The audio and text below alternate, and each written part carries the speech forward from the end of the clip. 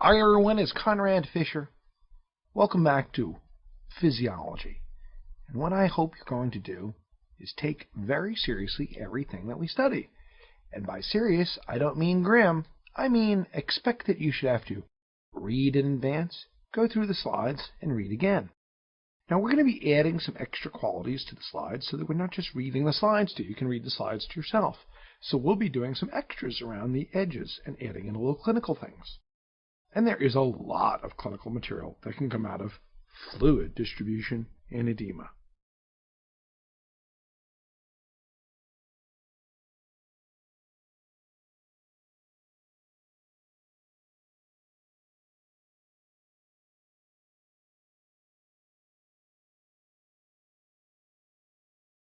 The majority of our body's water is inside the cells or outside the cells. Well, it's inside the cells. The intracellular fluid volume is 2/3 the total body water. Now, 1/3 of the total body water is outside. The interstitial fluid makes up about 3/4 of that extracellular fluid, and 1/4 of the fluid is in the plasma volume. It's really tiny, isn't it?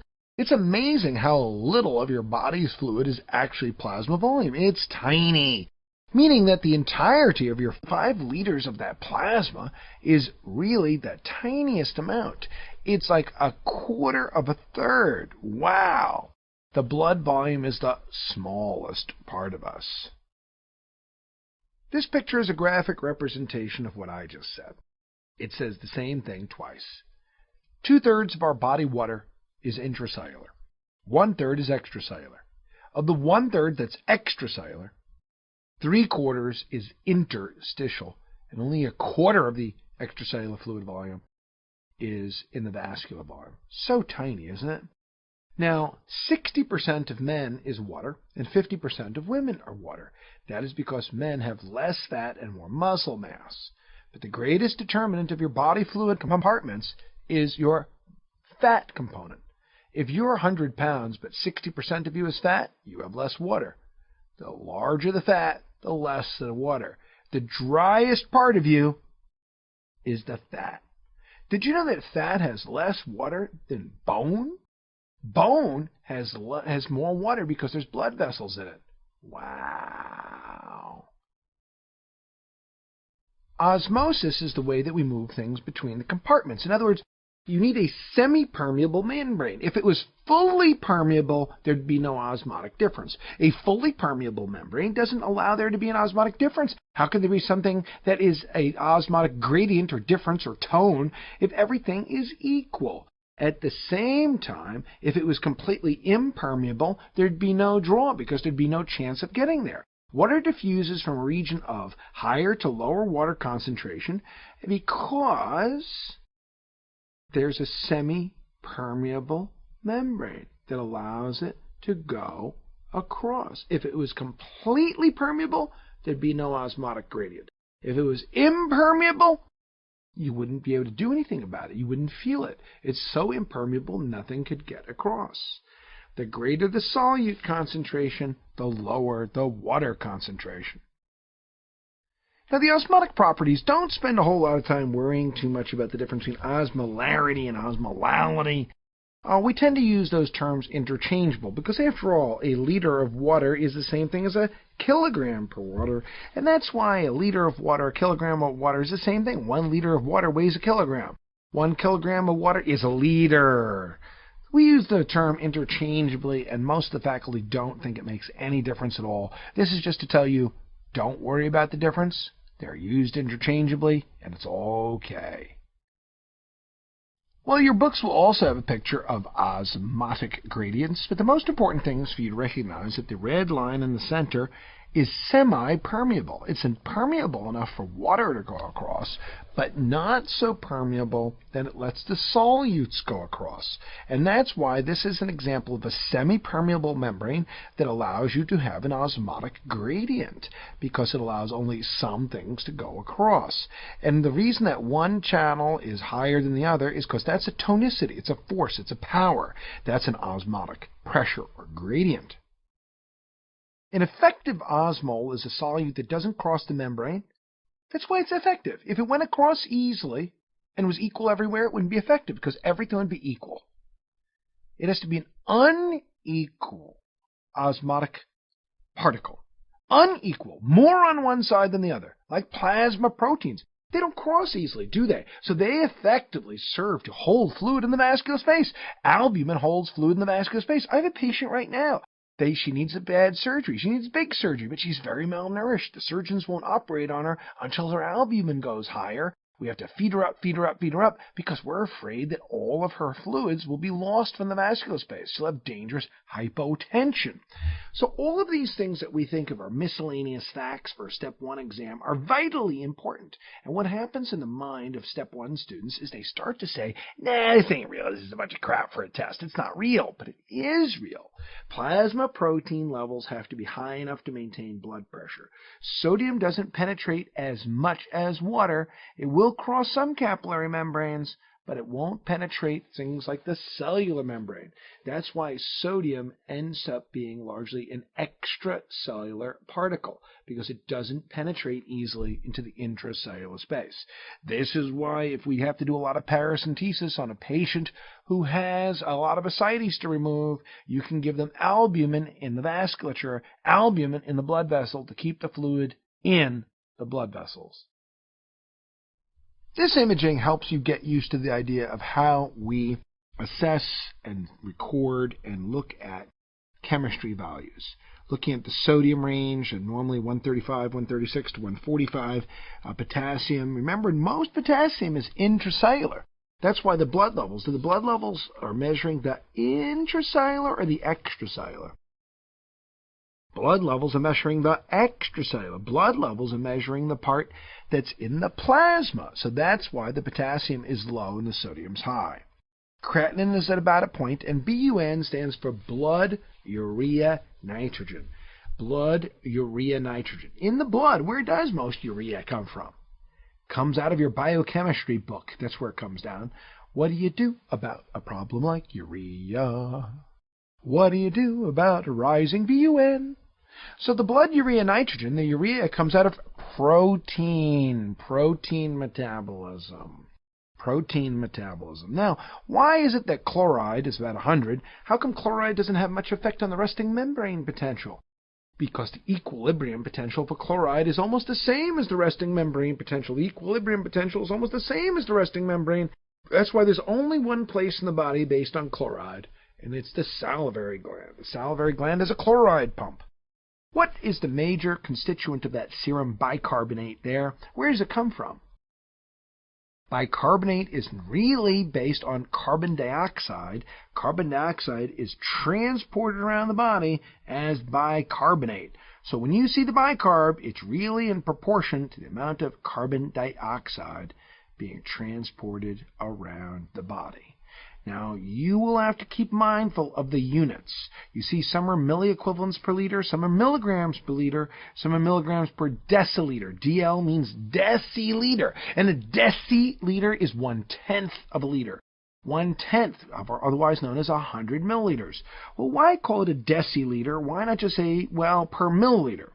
Because the numbers don't come out evenly. You see, if you did it in glucose, for instance, as milligram per milliliter, you'd have to call it 0.6 to 1 milligram per milliliter. That's a very hard number to adjust to, so we tend to round it to per deciliter per 100 milliliters.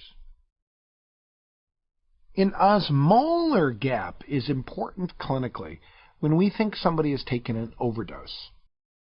So I was in the intensive care unit this morning, and a person took an overdose of an unknown substance. And we figured that out because we measured her osmolality to be 400. But when we calculated it, it came out at only 300. And you go, what's the extra 100 in there? It's kind of like you're leaving the store and you have a receipt for $20 worth of stuff. But we find $100 worth of stuff in your car. Where you get the other $80 worth of stuff for, huh? So remember, the largest component of the osmolality should be the sodium, 2 times the sodium. Matter of fact, 2 times the sodium plus 10, because the normal glucose is around 80 or 100. So that only means 4 points from the glucose, 3 or 4 points for the glucose.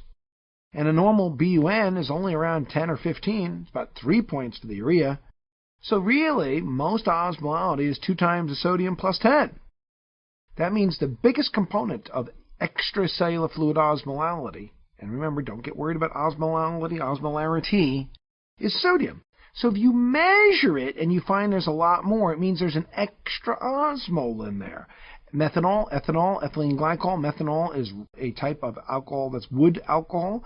Used to be using that in the past for desperate alcoholics, drinking that stuff. Now, why bother? Just drink all the legal alcohol you want. We don't have methanol toxicity too much. Ethylene glycol comes out of antifreeze, a very important substance. It's ethylene glycol poisoning was what responsible for the creation of the Food and Drug Administration, poisoning children with renal failure and osmolar collapse.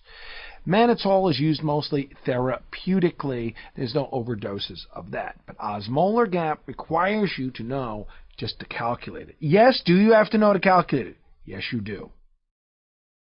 So we have to know that the body compartments in the extracellular fluid, when there's a gain of body fluids, it enlarges that one first. Changes start in the extracellular fluid first. It starts actually in plasma first. Net gain enlarges it, net decrease of body fluid decreases that compartment, and changes start first in the plasma. Changes start either up or down in the extracellular fluid volume. Symptoms tend to be intracellular, but changes are first in the extracellular. Looking at the concentration of the solutes are equal to body osmolality. And basically, things do come to steady state. Now, they may not have the same constituents. For instance, you have all of your chloride, well, mostly that's equal, but you tend to have your sodium on the outside and your potassium on the inside, but the total number of particles is the same. In other words, outside the cell, sodium up, potassium low. Inside the cell, sodium low, potassium up. But the total number of osmolar particles has to be equal. Other than that, we wouldn't be able to live. Which particles? Different. Total number? The same. So the body compartments in intracellular fluid volume. Well, this varies with the effective osmolality. Sure. Why? Because it moves things across, man. If I increase the effective osmolality of the extracellular fluid, it'll dry out your cells. If I decrease the osmolality of the extracellular fluid, it'll swell your cells. So solutes and fluids enter and leave extracellular compartment first.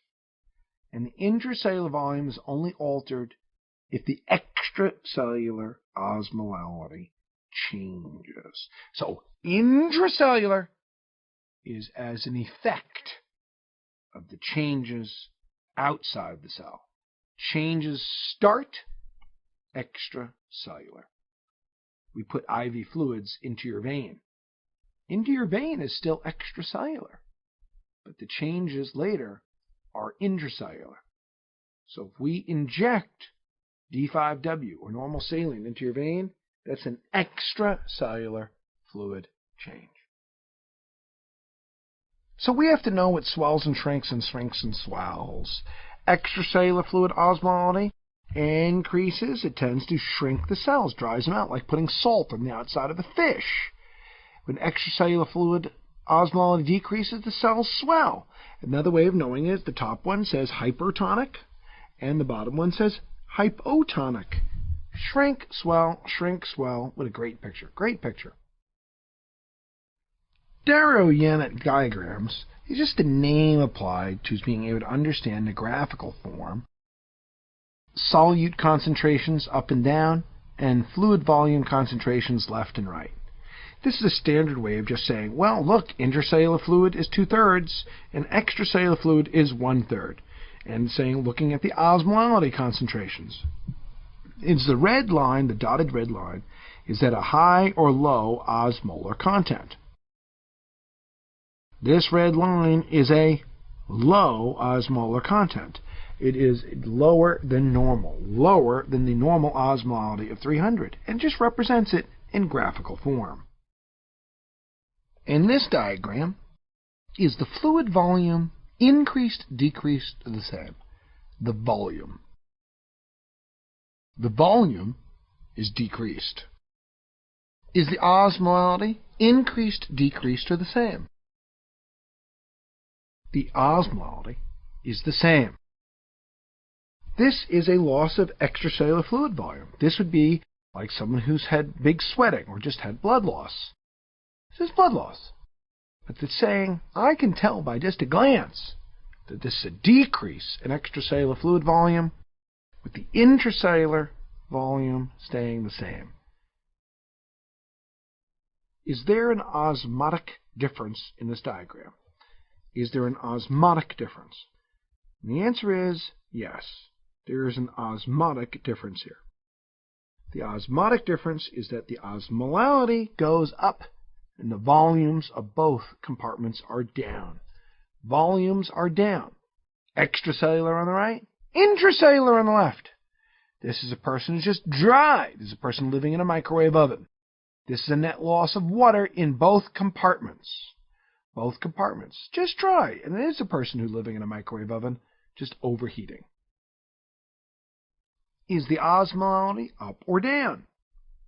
The osmolality is up. And the reason it's up is also because they become equal after a while, don't they? Yes, both compartments do equalize. So this is a net gain of solute. The osmolality is up. And it's also taking water out of the intracellular space. People who get salt ingestion, people who take salt tablets over time, people who get mannitol, and basically dries out your intracellular fluid volume. This is a person who's a pickle. This is a person who's been pickled and their intracellular fluid volume is down. This is also why salt ingestion causes hypertension. You notice how the osmolality goes up, but also the volume goes up and outside the cell with the extra salt. And this is why high salt intake causes hypertension, because it pulls fluid into the vascular component and raises blood pressure. That's why one of the reasons that we restrict salt in treating hypertension. The osmolality here in both compartments is down. You see how the osmolar changes always equalize? Osmolar changes always have to equalize. And this is a person who's got more volume in both compartments. There's a lot of water that's equalized. So if you drank a lot of water over time, it would equalize. And this is also why there's no edema in SIDH, because both compartments go up. When both compartments go up, you don't have edema. So there's a low osmolality of both compartments, like in SIDH. There's a low osmolality in both compartments, like a person who's just drinking a lot of water.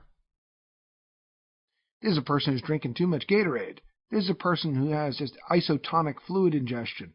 This is a person who's gaining fluid like you drank a ton of saline, like you had a lot of Gatorade, and basically the osmolality stays equal. Isn't the osmolality equal? Yes, it is. Between the intracellular and extracellular fluid compartments, the osmolality is equal. But the volume on the extracellular component is up. The volume outside the cells is up because you're ingesting isotonic fluid.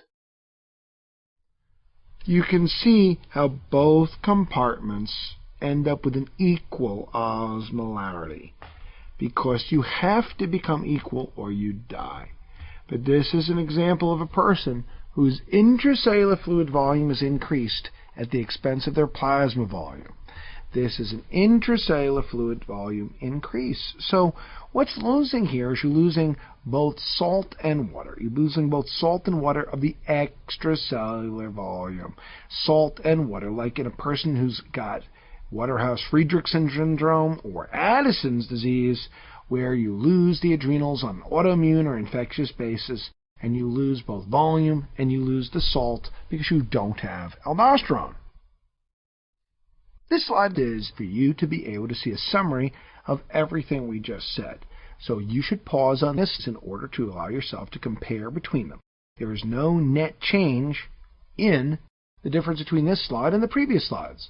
So if this slide were a Darrow-Yannet diagram, you would say that this is an increase in both the intracellular and extracellular volume and no change in osmolality, since this slide is identical to the previous ones. Well, how do we regulate volume? Aldosterone, one of my favorite hormones, increases sodium reabsorption at the principal cells. It's also where the potassium happens, isn't it? Principal potassium. Potassium is principal. Principal potassium. Potassium principal. So it increases sodium and excretes potassium at the principal cell. And the extracellular fluid volume gets maintained here. Not instantly, because aldosterone needs time. Principal cells absorb sodium and excrete potassium. and over a day they will maintain your volume. The number one thing that regulates aldosterone from where? The zona saltarosa, the zona aldosterona, my aldosterona, and the zona glomerulosa. Life would be better if it was called the zona aldosterona. We'd at least know what we're all talking about. So the zona aldosterona, also known as the zona glomerulosa, is under the control of angiotensin II. This is how angiotensin II maintains blood pressure, and high potassium makes it go up because high potassium increases the aldosterone in order to excrete potassium, in order to excrete the potassium. That makes sense, doesn't it? This slide describes volume regulation also by antidiuretic hormone. Now, what does it mean AVP? Assistant Vice President? No. Arginine vasopressin. So arginine vasopressin is the same as antidiuretic hormone. Arginine vasopressin. What's the difference? Antidiuretic hormone is basically the volume change based on a 1% change in osmolality. It changes the volume. Okay, 1% change in osmolality increases ADH. Arginine vasopressin is the same substance at higher amount and makes you have a vasoconstriction. ADH makes you reabsorb water at the cells and the V2 receptors in the collecting duct, and therefore maintains osmolality. V1 receptors is in arterioles, causes vasoconstriction. V1 receptors in arterioles maintain vasoconstriction and maintains vascular tone. And the major regulators of ADH is a 1% change in osmolality detected in the hypothalamus, or a 10% change in volume detected at your carotids. Volume at your carotids and osmolality at your hypothalamus. 1% change in osmolality, ADH. 10% change in volume, vasopressin. The renin-angiotensin-aldosterone system is an indispensable, must-know subject. The juxtaglomerular complex senses hypotension, it senses beta stimulation, and makes renin. Renin converts angiotensinogen to angiotensin 1. Regulates angiotensinogen to angiotensin 1. And angiotensin 1 is converted to angiotensin 2 in the lung. And the primary regulators, low perfusion of the kidney, senses it at juxtaglomerular cells. Beta 1, beta 1, beta 1, 1, 1 makes it go up. And also decreased sodium at the macula densa. See, if the macula densa picks up less sodium, it means it's going to make aldosterone eventually to absorb the sodium. Low sodium leads to sodium absorption. Low sodium leads to sodium absorption. High potassium hits the aldosterone, makes you excrete potassium. Low sodium makes you absorb sodium from the macula densa. High potassium makes you excrete potassium with the aldosterone. There's some negative feedback in regulation of this as well, where aldosterone increases sodium reabsorption and increases also the extracellular fluid volume. Yeah, and the renin is stimulated by the low blood pressure at that juxtaglomerular complex. So aldosterone is one of the many regulatory mechanisms for low blood pressure. Now, in the microcirculation, the fluid flux across the capillary is governed by a certain hydrostatic pressure of the fluid going across fluid flux. And the hydrostatic pressure makes you go across, makes you leave. That's your biggest mantra.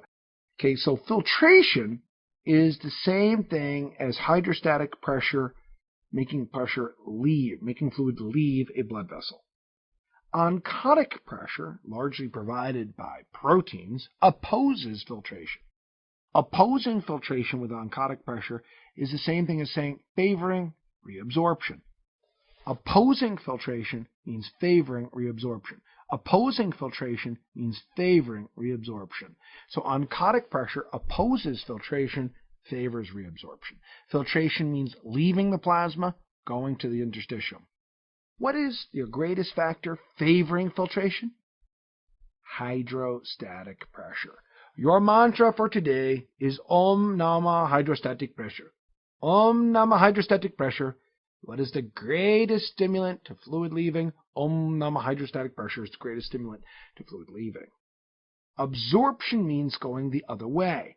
Opposing filtration is the same thing as saying favoring reabsorption. The greatest stimulant to filtration is hydrostatic pressure in the capillary. The greatest stimulant to reabsorption is the oncotic pressure in the capillary. The major force for filtration is the hydrostatic pressure in the capillary. It's directly related to blood flow and venous pressure and blood volume. The more blood flow, the greater the pressure. The more there's hydrostatic pressure, the more it leaves. Oncotic pressure is the force that's in the interstitium. It pulls it out. However, oncotic pressure in the interstitium is just not as important as hydrostatic pressure in the capillary because there's just less of it. It's less of a number. Oncotic pressure in the interstitium pulls fluid out. Hydrostatic pressure in the capillary pushes it out. Hydrostatic pressure in the capillary pushes the fluid out. Oncotic pressure in the interstitium pulls it out. And it's from a small amount of protein that leaks. And you can understand that it is small because not only does small amount leak, the lymphatics pick it up and remove it. So under most conditions, it's just not that big a deal. The major force for absorption or reabsorption is oncotic pressure in the plasma. Plasma proteins don't diffuse across. You see how this is a semi-permeable membrane? Semi-permeable is completely impermeable.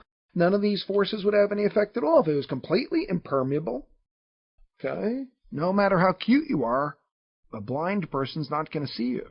So the thing is, if it was completely impermeable, you're not going to have any effect at all. Okay, so albumin is the most important plasma protein and the biggest contributor to this force. So the hydrostatic pressure in the interstitium is less important simply because it's smaller. Hydrostatic pressure in the interstitium opposes filtration, favors reabsorption. Opposes filtration is the same as saying favoring reabsorption. Opposing filtration is the same thing as favoring reabsorption. And hydrostatic pressure in the interstitium is generally close to zero. Now this Starling equation, different from the Frank-Starling forces of the heart, summarizes everything we said. But let's say the only thing that's extra that's new there. You see, what's favoring filtration or favoring reabsorption is not new. The only thing that's new there is K. You see the K on the left-hand side? That's a diffusion coefficient. It's a feature of the tissues. Some tissues are just more permeable than others, like tissue paper is more permeable than a brick. So some tissues are just more permeable than others. And you can only change that if you somehow change the feature of the blood vessel. For instance, if you get burnt or inflamed, you end up having a greater coefficient of filtration because you've changed the blood vessel mechanics, the structure. The permeability of the tissue can change the permeability overall of fluids. That's a feature of the tissue. And minute to minute, that does not change. That K only changes under disease conditions. Lymphatics pick up the proteins in the interstitium. This is why the interstitial protein level is not a very important feature of the forces favoring or opposing filtration because interstitial lymphatics should get rid of all that protein. The lymphatic flow is directly proportional to interstitial fluid pressure, and it should pull it out based on what moves lymph. Motor pressure, muscle contraction moves lymph. What moves lymph? What moves lymph? Muscle contraction moves lymph and protein out of the interstitial. Edema is accumulation of fluid in the interstitial space. Pitting edema is from vascular problems like congestive heart failure. Pitting edema can be fixed with diuretics. Pitting edema is from hydrostatic forces. Non-pitting edema is from inflammation. Non-pitting edema is from anatomy changes. Let's say a person has an axillary lymph node dissection for breast cancer. You can't diurese your way out of an anatomic problem. Pulmonary edema is like pitting edema of your lungs. The edema in the interstitium, you can't exchange gas if your alveoli are filled with dirt and goo and gunk. So this is edema of the interstitium of your lungs, so you get hypoxemic because you can't get gases across. Low hydrostatic pressure in the capillaries should provide protection for this because you should just drain the fluid out. Pulmonary edema is extra hydrostatic pressure in usually the left atrium from left ventricular failure. Left ventricular failure should have back pressure into the left atrium. The left atrium has back pressure into the lungs. We have no idea how delicate the tissues are of the lungs, like taking a piece of tissue paper and dividing it into 50 thinner slices. It's very easy to get gummed up with water so that there is no ability to pass gas across it. The elevated hydrostatic pressure in the capillary, the most common form of pulmonary edema is from this. You have increased left atrial pressure, which increases venous pressure, which increases pressure in the capillaries. Initially, an increased lymphatic flow will protect the lungs by reducing the interstitial proteins. But then it gets overwhelmed. The first sign of it is orthopnea, meaning when you lie flat, you get short of breath, like pouring a glass of water in your lung when you lie flat. And you get a wedgie in a bad way. Elevated wedge pressure. Wedge pressure is left atrial pressure. That's bad. You measure left atrial pressure and wedge pressure on a catheter, Swan-Ganz catheter. This provides the confirmation that you've got bad pressure problems building up in your lungs. And the treatment is to reduce the left atrial pressure, mostly by, at first, diuresis, later by positive inotropes like dobutamine, amrinone, milrinone. Now, the other point about this is that you don't use a wedge pressure in a Swan-Ganz catheter very often. But we have to understand it. Even if we don't use it much, we have to fully understand it, even if we don't actually use it. You have to understand the swans.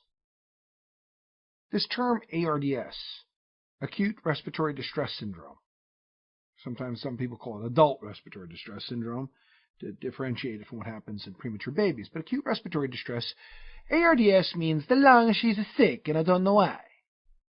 It means that I got a direct injury to the alveolar capillary endothelium, the alveolar capillaries, and it basically means that they're leaky. It's leaky in a wrong way. You see, one of the hardest things for people to remember on step one is that gases are supposed to diffuse, but fluids are permeable. Gases are supposed to diffuse, and fluids are permeable. So gases diffuse, fluids are permeable, and that means that you have an abnormal permeability of liquid which fills up your alveoli and clogs them up and you can't breathe. And you get short of breath, just as you would with pulmonary edema, and you get respiratory infiltrates, and you have a lung that looks like pulmonary edema, but all the pressures are normal. You have a lung that looks like pulmonary edema, but all the pressures are normal. And it can be caused by sepsis and bacterial pneumonia and trauma and gastric aspiration. And it's protein-containing fluid in the alveoli. It inactivates surfactant and it causes reduced lung compliance.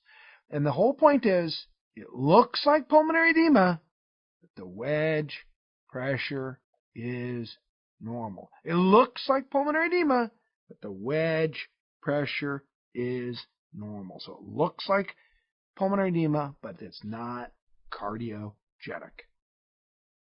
And now for something completely different. Yes, boys and girls, you're going to have to learn to calculate. I'm sorry about that. I hate to bring bad calculations into good people's lives. But volume compartment calculations are a way of you being able to know how big is a fluid compartment. You might feel like, who cares? Why do I have to know? We have to know if you want to do dosing of antibiotics, for instance. If you want to be able to assess how big a compartment is, you have to say, well, I need to be able to know that this compartment is a certain volume, so I need to know how much of a drug to give. And basically, you give the certain amount of a tracer, and then you see what its concentration is. So I give you a gram of tracer, and then your concentration is a half a gram per liter. Well, you must have 2 liters. I give you a gram of tracer, and your concentration is 0.2 grams per liter. You must have 5 liters. I give you a gram of tracer, and your concentration is 0.1 gram per liter. You must have 10 liters. It's a way of assessing the volume of a compartment to dose antibiotics, dose medications. It's a way of assessing your total lung capacity. For instance, when you're having people inhale helium dilution or nitrogen washout to measure your total lung capacity. Now, tracers have to be introduced in the vascular compartment where they distribute, and the capillary barriers and the cell membrane barriers. So if you want to say, I want to measure the plasma volume, So I give you a certain amount of tagged albumin and see how much it distributes. It's a plasma volume. Evans blue tags the protein. I see the plasma volume. Well, I give you a certain amount of tracer, and I want to measure the extracellular fluid volume. So I give you mannitol, or a sulfated substance. That's the extracellular fluid volume. I want to measure the total body volume, total water volume, total body water, total body water. That's tritiated water. I give you a certain amount of tritiated water and see how it diffuses around. I want to measure the extracellular fluid volume. I give tagged sodium. Extracellular fluid volume, I give you mannitol. Just plasma volume, Evans blue, tagged albumin. So knowing which tracer goes to which compartment is extremely important. Knowing which tracer, that albumin is only in the plasma because it doesn't go anywhere, or that inulin, mannitol, sucrose is only in the extracellular fluid volume because it doesn't go inside the cells. It's a big deal. And total water, body water, like tritiated water or urea, which goes to the entire body volume. Now this is very important because you see, if you subtract the plasma volume from the extracellular fluid volume, what do you get? If you subtract the plasma volume from the extracellular fluid volume, what do you get? The interstitial volume. Oh, really? Really? Really? Really? The interstitial volume. Really? So let's look at the blood volume versus the plasma volume. This is a very simple idea. It's when people calculate it becomes a pain, but when it's a simple idea, it just says, hey, listen, dude, all of that is in blood is not plasma. You got to remember to remove the cells. If you pull out the cells, that's the plasma. Yeah, I'm drinking soup. Yeah, I got to pull out the noodles, and that's the broth. So you take out the cells, and that's the plasma volume. Now, why that's important is that plasma filters the kidneys. Plasma goes across. Red cells don't. So plasma is only about half of blood volume. The higher the hematocrit, the less the plasma. The lower the hematocrit, the greater the plasma. So plasma volume and blood volume is not always the same because you have to remove the hematocrit to be able to say it's the plasma volume. What's the difference between plasma and serum, by the way? Hey, what's the difference between plasma and serum? Clotting factors. Plasma has clotting factors and serum doesn't. All right, ladies and gentlemen, our final slide in the fluid and volume section is basically saying, let's just summarize the volumes. The vascular compartment is the whole blood. The vascular compartment is plasma because it has a lot of proteins in it. And we use therapeutically something called dextran. Dextran is a sugar too big to get out of the plasma. It's a sugar too big to get out of blood vessels. Dextrans have been used from time to time, and people have hypotension when we want to raise blood pressure fast. We use them in trauma. We use them when somebody takes a gunshot wound and we want to raise plasma volume very quickly. So dextrans is a sugar. It's benign, and it's too big to make it out of the vascular space. Extracellular fluid is salt and mannitol because it will go into the interstitial. It will go into the interstitial. And if you take the vascular component and remove it from the extracellular fluid, what do you got left? Interstitial. Interstitial. Now, D5W, this is a very hard thing for people to understand. They don't understand that D5W means it goes just to water. D5W, 5% dextrose in water, essentially is free water. You can't just give free water to people because if you give free water, you're going to cause hemolysis, you're going to cause cells to lyse. So you give D5W because what happens is that the sugar is metabolized and what's left behind is free water. So since it's free water, it goes through your total body water component. This is Conrad Fisher, and I approve this message. I send you a big hug.